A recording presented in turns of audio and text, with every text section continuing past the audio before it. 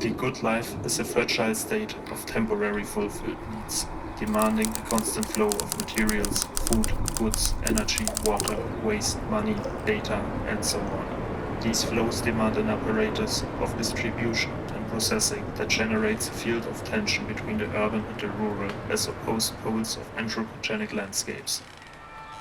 But there can be found a third landscape, a garden of flows hidden at the intersection of productive soil and urban conglomerates. This invisible fringe zone is indicated by typologies of extraction and disposal, like landfills, gravel pits, boreholes, sewage plants, tanks, reservoirs, brownfields. Structures that emerge through the material in and output of a city, but eke out their existence only on the edge of our consciousness, sprawled in spatial diffusion and merging with the rural soil. Lucy Lippard describes the gravel pit as the reverse image of the cityscape, extraction in aid of erection. If the modern city is vertical, a climb leading to a privileged penthouse overview, landscape is predominantly horizontal, a walk through all walks of life. Gravel mines are metaphorically cities turned upside down, though urban culture is unaware of its origins and rural birthplaces.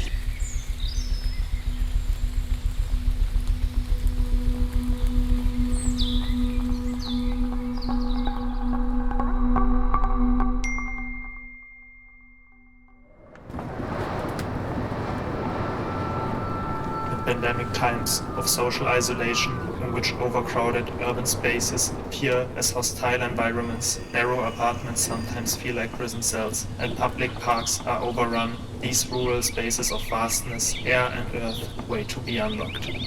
They remind us of our dependency on material flows and locate us back in a biosphere of plant growth, decay and bioremediation. The electric garden is a strategy to reclaim these mundane typologies and connect them with the path, flowing along with the city edges and old pits. Its origin is the landfill Langesfeld, a former gravel pit that later got refilled with rubble and house waste.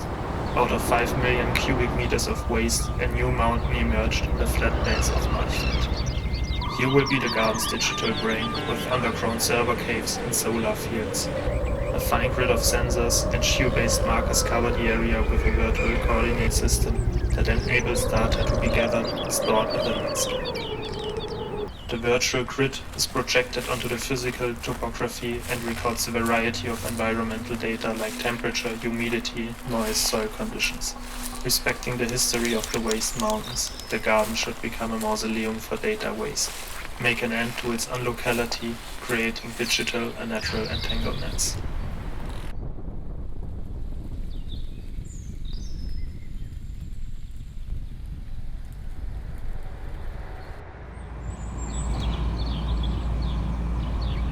Now come with us for a walk along the electric path. We need to take the subway to the eastern hinterlands. Gardens lie between farmland and wilderness. The garden is farmland that delights the senses, designed for delight rather than commodity. Now look through the eye of your mobile device to see the hidden layer of forgotten data objects sprawled in the undergrowth. We will move along this path between the urban and the rural, finding informal huts and temporary constructions, as well as augmented architectures. We can observe the ecological data to cultivate the garden in a way to make it resilient for its climatic predicament.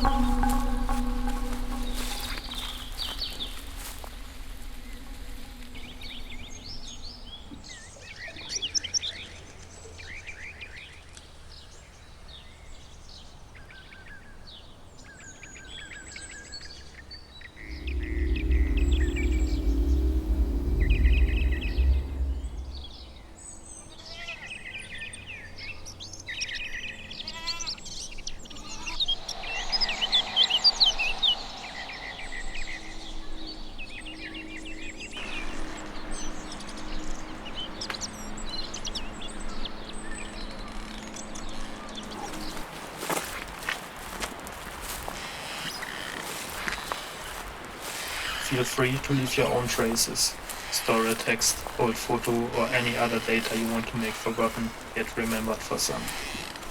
Connect it with a natural object or certain parameter that will define its future accessibility. This garden is meant to become a digital sculpture, to form a belt of wilderness containing the urban sprawl and break up the agricultural monofunctionality.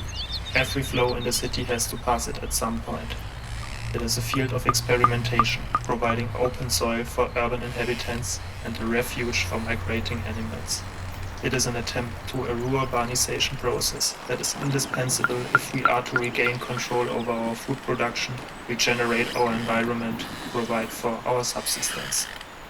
The gardens are far more than a source of food security. They are centers of sociality, knowledge production, and cultural and intergenerational exchange, relationships that can nurture possibilities for diverse urban futures, that are increasingly recognized as co-produced by non-human agents in the context of climate, variability, and change.